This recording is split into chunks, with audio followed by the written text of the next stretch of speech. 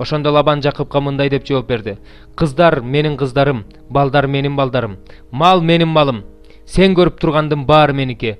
Мен кыздарыма жана алар төрөгөн балдарга эми бир нерсе кылмак белем. Азыр сен экөөбүз келишим түзөлү. Ал сен экөөбүздүн ортобузга күбө болсун. Жакып таш алып аны эстелик кылып койду. Анан Жакып өзүнүн туугандарына таш жыйнагыла деди. Алар таш жыйнап дөбө кылып үйүштү да ошол дөбөдө отуруп тамактанышты. Лабан аны жыгар саадут, күбө дөбө деп, Жакып болсо аны Гилат деп атады.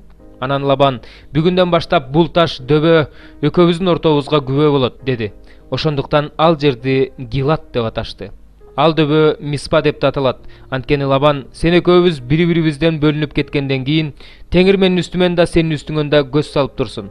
Эгерде кыздарыма жаман мамиле кыла турган болсоң, же кыздарымдын үстүнө аял ала турган болсоң, байкагын. Ортобузда адам жок болсо да экөөбүздүн ортобузда Кудай күбө. Ошентип Лабан Жакыпка: мына бул дөбө менен мен койгон эстелик экөөбүзгө күбө болот. Бул дөбө менен бул эстелик күбө. Жамандык кылыш үчүн бул дөбө менен бул эстеликтен сен тарапка мен өтпөйм, мен тарапка сен өтпөйсүң. Ибрайымдын Кудайы, Нахордун Кудайы, алардын ата-бабаларынын Кудайы ортобузга калыс болсун деди. Жакып атасы Исхактын коркунучу менен ант берди.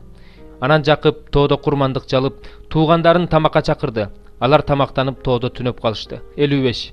Лабан эртеси эртең менен эрте туруп, неберелери менен кыздарын өөп, аларга батасын берип жөнөп кетти. Ошентип Лабан өз жерине кайтып келди. 32 бөлүм.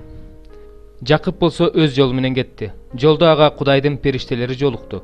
Жакып аларды көрүп: Кудайдын аскерлери деди. Анан ал жердин атын Маханаим деп атады.